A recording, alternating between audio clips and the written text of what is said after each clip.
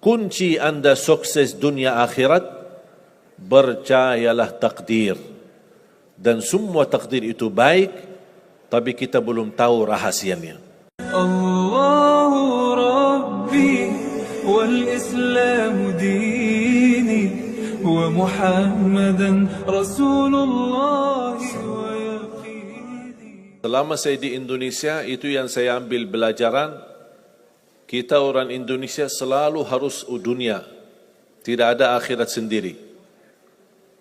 Dunia dan mau kaya di dunia kaya, selamat di dunia selamat. Jadi dunia itu harus dibawa. Kalau udah bahasanya akhirat, pasti orang bertanya, terus dunia kita gimana? Makanya begitu saya membaca sukses dunia akhirat, wah ini Indonesia ini.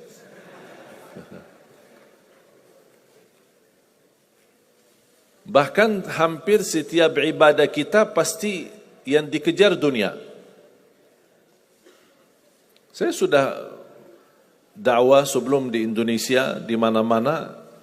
Tapi baru pertama kali pas saya di Indonesia diminta amalan, gimana supaya dapat amalan mudah kerja, dapat amalan mudah urusan, dapat amalan lancar rezeki, dapat amalan. Jadi ujung-ujungnya semua untuk urus dunia. Makanya saya buatkan satu buku. Habis saya sudah fahami dan belajari karakter orang Indonesia. Orang Indonesia dah mau yang ribet-ribet, mau yang mudah, yang enak dan masuk surga. Betul? Makanya saya buatkan satu buku, 20 amalan mudah tapi pahalanya sangat menakjubkan. Mudah diingat, mudah dihafal, mudah diamalkan, tapi pahalanya sangat luar biasa. Bapak Ibu jamaah sekalian, kalau benar-benar ingin Anda sukses dunia akhirat, harus kita percaya sepenuhnya takdir. Kuncinya di situ. Percaya sepenuhnya takdir. Takdir itu menjadi salah satu rukun iman. Rukun iman ada berapa? 6. Rukun Islam? 5. Salat berapa waktu? 5 atau 4? Yakin 5. Soalnya benar tak salat subuh?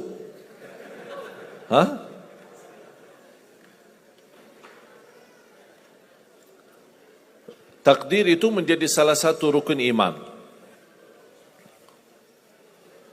Tapi banyak di antara kita yang belum percaya sepenuhnya soal takdir. Dan kita sifat manusia, mohon maaf, suka tidak adil. Contoh, kalau Allah berikan karunia, nikmat, pertama kita lupa bersyukur. Yang kedua, kita tidak pernah berkata sama Allah, ya Allah kenapa aku dapat nikmat ini? Tapi sebaliknya, kalau kita diuji oleh Allah, kita kurang sabar, dan kita bertanya sama Allah, ya Allah kenapa saya diuji? Faham enggak? Kalau kita dapat nikmat, ada enggak orang-orang yang lulus misal ujian, dia berkata, ya Allah kenapa saya lulus ujian? Tak pernah. Tapi kalau dia tidak lulus, dia bilang apa? Ya Allah kenapa saya tidak lulus? Ketika ditimpa musibah, dia selalu merasa nyesal atau merasa sakit hati, tersinggung. Berkata sama Allah, kenapa saya diuji? Padahal saya orang baik. Saya jaga salat, saya berusaha mendekat sama Allah. Tapi saya merasa bertambah berat ujiannya. Tapi sebaliknya, ketika diberikan nikmat, dia tidak pernah menyebutkan, ya Allah kenapa saya mendapatkan nikmat ini? Kayaknya si fulan lebih fantas mendapatkan nikmat. Itu tanda manusia tidak adil. Tidak bersikap adil. Makanya subhanallah, semakin anda mantap imannya terhadap takdir, semakin hidupmu jadi nikmat.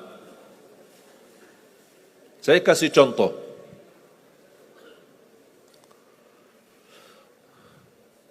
Tidak ada persoalan masalah takdir baik. Itu bukan masalah bagi kita. Justru kita bertambah senang kalau kita mendapatkan takdir yang baik. Tapi yang menjadi persoalan bermasalah bagi kita adalah takdir buruk. Ketika ditimpa musibah, ketika ada ujian, ada sakit, kesulitan, penghasilan yang tidak mencukupi, dan banyak masalah keluarga, masalah rizki, masalah sama majikan, masalah di kerjaan, itu yang membuat banyak beban fikiran.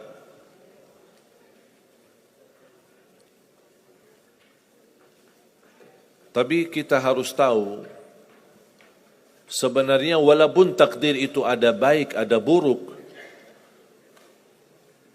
kenyataannya buruk, nampaknya buruk, tapi hakikahnya baik. Hakikahnya baik. Tapi kapan kita bisa tahu takdir yang buruk ini bisa menjadi baik bagi kita? Belum tentu sesaat terjadi ujian itu. Bisa jadi belakangan, bahkan bisa menjadi sekian lama baru kita tahu dan sadar ternyata takdir itu baik bagi kita.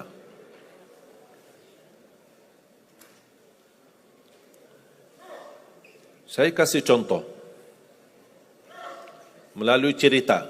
Saya buatkan satu cerita ingin memberikan pesan kepada orang muslim, orang beriman, betapa besar karunia Allah dan pertolongan Allah melalui takdir.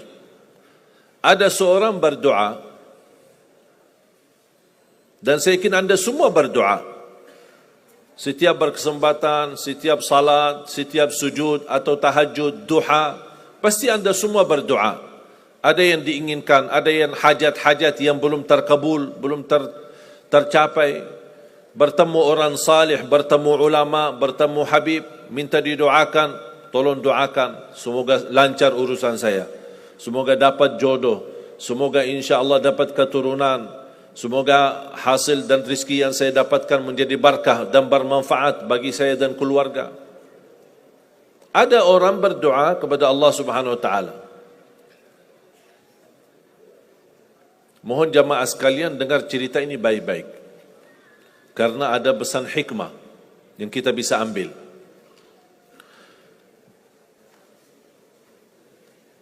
Orang ini berdoa tapi tidak melebihi selain doa meminta jodoh yang salihah, yang cantik, yang kaya. Itu aja doanya, tak ada yang lain. Setiap salat, ya Allah, jodoh yang salihah, yang cantik, yang kaya. Tahajud, ya Allah, jodoh yang salihah, yang cantik, yang kaya. Doa pas buka puasa, itu aja doa, tak ada yang lain. Tak minta ampun, tidak minta rahmat, tidak minta karunia, tidak minta keselamatan. Butuh banget ini jodohnya. Dapat rezeki sedikit, dapat kemudahan berangkat haji. Selama dia berhaji, selama dia tawaf 7 kali, itu aja doanya. Ya Allah, jodoh yang salihah, yang cantik, yang kaya. Safa Marwah sa'i, ya Allah, jodoh yang salihah, yang cantik, yang kaya. Tak ada yang lain. Ketika satu malam dia sudah di tengah air, berjalan malam hari santai-santai di kampung sambil membayangkan jodohnya, menghayal bagaimana cantiknya. Pas di dalam perjalanan dikejar anjing. Dia lari, dan justru anjing semakin lari semakin dikejar. Makanya kalau ketemu anjing jangan lari. Akhirnya anjing berhasil gigit kakinya, berdarah. Datang mobil ambulan, dibawa ke rumah sakit. Di dalam mobil ambulan dia merasa menghadapi ujian dan dia berkata, ya Allah, selama ini saya berdoa minta jodoh yang salihah, yang cantik, yang kaya, masa dikirimkan anjing? Dia belum tahu ada apa. Dan ini yang sering kita lakukan, terlalu cepat respon dan berkata yang tidak baik ketika kita diuji oleh Allah. Sedangkan kita belum tahu apa yang akan terjadi sesudah itu. Ambulan dibawa ke rumah sakit dan subhanallah dirawat di rumah sakit seorang dokter yang cantik, yang salihah, yang kaya, jadi jodohnya. Ada hikmah enggak digigit anjing? Buruk enggak kejadian itu? Buruk, digigit anjing pasti buruk. Tapi ternyata di dalam keburukan Allah menyediakan sesuatu kebahagiaan, sesuatu kebaikan, tapi kita belum tahu. Ternyata Allah sudah kabulkan doanya. Allah sudah kabul. Cuman kadang-kadang proses menabulkan doa itu ada di antara doa kita yang memang prosesnya lewat takdir buruk. Allah sudah kabul. Kata Allah, aku sudah kasih. Tapi tunggu. Seperti ini orang, doanya terus, ya Allah jodoh yang salih, yang cantik, yang kaya, jodoh yang salih, yang cantik, yang kaya. Allah sudah kabulkan doanya, tapi jodohnya ada di rumah sakit. Berarti harus sakit dulu. Gimana cara sakit dulu? Allah punya bermacam cara, berbagai macam cara. Bisa sakit, tiba-tiba sakit, bisa apa saja alasannya. Di antaranya tentara Allah yang ada di bumi, semua yang bernyawa makhluk Allah, patuh dan taat kepada Allah Subhanahu wa taala. Di antaranya anjing. Allah perintahkan gigit si fulan biar ketemu jodohnya di rumah sakit. Jalanin tugas. Memang kita menyesal ketika terjadi kecelakaan, tapi kita tidak tahu apa hikmah di belakang kecelakaan itu. Dan sering saya bilang sama jamaah, mudah-mudahan Allah kabulkan semua hajat-hajatmu. Walaupun digigit, mau enggak digigit anjing dulu?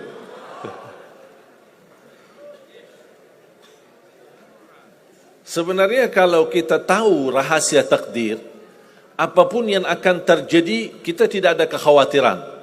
Karena kita tahu sesudah ujian ini pasti ada sesuatu kebaikan. Dan yakini Bapak Ibu, Allah Subhanahu wa taala Maha baik. Allah tidak senang menyusahkan hambanya. Tapi kadang-kadang proses untuk menuju kebaikan ada kesulitan dan tantangan. Seperti cerita seorang bapa yang bercita-cita untuk berhaji. Saya bertemu seorang jamaah, usia sudah mungkin 80-an, 80 tahun lebih. Saya pas bertemu diceritakan ini marbot masjid, ahli masjid. Saya berdialog, bertahun-tahun Masya Allah, kerjaannya hanya lap-lap masjid, bersihkan masjid, jaga masjid. Saya berkata sama beliau, Pak, apa yang Bapak inginkan? Tahu enggak jawabannya apa? Saya ingin haji. Tapi saya orang tidak mampu. Doakan mudah-mudahan saya bisa haji. Saya bilang insya-Allah Pak, kalau soal haji, soal umrah itu tidak tergantung dengan kemampuan. Ada orang yang tidak punya uang sama sekali tapi dapat dipanggil bisa haji. Karena haji dan umrah itu hadiah dan panggilan Allah Subhanahu wa taala bagi hambanya. Bahkan justru ada orang yang banyak hartanya tapi tidak tertutup hatinya untuk ke tanah suci. Boleh kita bercita-cita, berkeinginan ke tanah suci, tapi jangan digantungkan persoalan ini masalah kemampuan. Nanti kalau saya ada uang, saya mau haji dan umrah. Belum tentu, saat sudah ada uang, belum tentu haji dan umrah. Kalau belum dipanggil oleh Allah Subhanahu wa ta'ala. Saya berkata sama beliau, Bapak kalau sudah saatnya dipanggil oleh Allah, pasti Bapak akan berhaji. Tiba-tiba saya menerima telefon dari anak beliau. Habis saya ketemu kira-kira beberapa bulan, saya terima telefon menyampaikan bapaknya kecelakaan. Kok gimana kecelakaan? Apa ceritanya? Dia bilang habis keluar dari masjid, pulang malam hari, nampaknya ada mobil, pas ayahnya lagi seberang jalan, ada mobil tidak memperhatikan, kemudian tabrak. Alhamdulillah tidak terlalu parah, cuman perlu dirawat di rumah sakit sedikit, sebentar.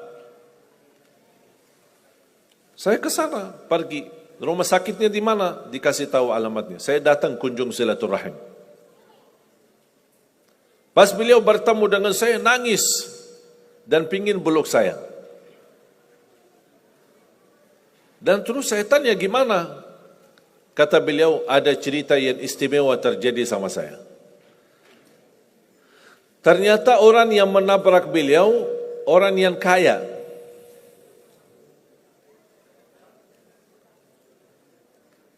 Habis itu orang yang kaya minta maaf sama si bapak ini. Mohon maaf Pak Haji, mohon maaf Pak Haji. Beliau tambah nangis. Orang kaya bingung, ya kenapa sih setiap mohon maaf malah nangis dia. Ditanya kenapa Pak nangis, sakit? Tidak, karena bapak dari tadi bilang Pak Haji, sedangkan saya belum haji. Tertutup hati orang yang kaya, yang dia sediakan biaya haji dan bisa berangkat. Dan kata beliau, betul apa yang disampaikan ketika pertama kali bertemu. Kalau sudah saatnya dipanggil oleh Allah, pasti bisa ke tanah suci. Walaupun ditabrak mobil. Berarti intinya apa? Apa yang saya ingin sampaikan, jangan ada yang merasa menolong atau merasa sakit hati atau merasa tersinggung ketika menghadapi ujian. Merasa belum terkabul keinginannya, Allah sudah kabulkan. InsyaAllah tidak ada di antara kita yang ditolak doanya. Cuman kita mohon maaf kadang-kadang buru-buru. Ingin selalu semuanya cepat.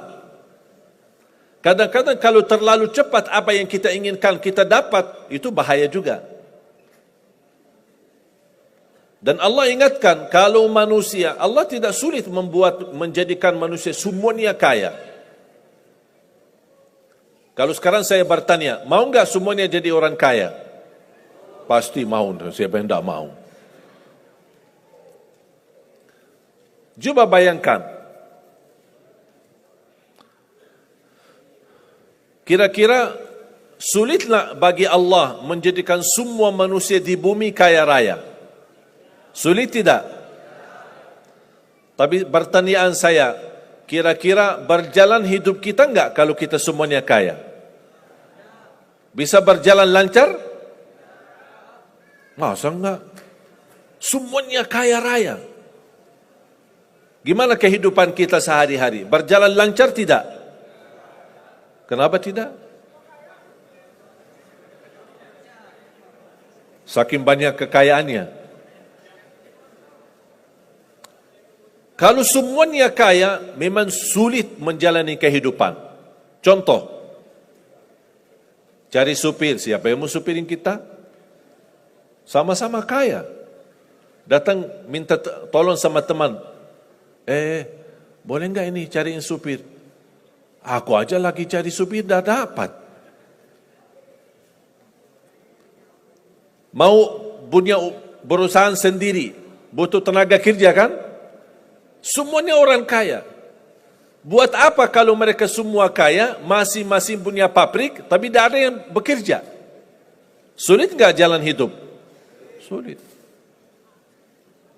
Sama sebaliknya, kalau semuanya di bumi miskin, susah. Kira-kira gimana hidup kita? Ya susah juga. Tidak bisa lancar hidup di dunia. Setiap ada orang datang minta tolong, Pak, apalagi saya Pak? Saya aja susah. Tapi makanya ada hikmah. Allah menjadikan ada yang kaya, ada yang miskin. Yang kaya menutupi kebutuhan yang miskin, miskin juga menutupi kebutuhan yang kaya, saling mengisi. Supaya apa? Supaya dunia ini berjalan, hidup kita berjalan. Tapi coba bayangkan kalau semua orang kaya tidak mau membantu orang miskin, dan semua orang miskin sombong dan mau melayani orang kaya, gimana kehidupan kita? Susah. Makanya jemaah sekalian, kunci anda sukses dunia akhirat, percayalah takdir. Dan semua takdir itu baik, tapi kita belum tahu rahasianya.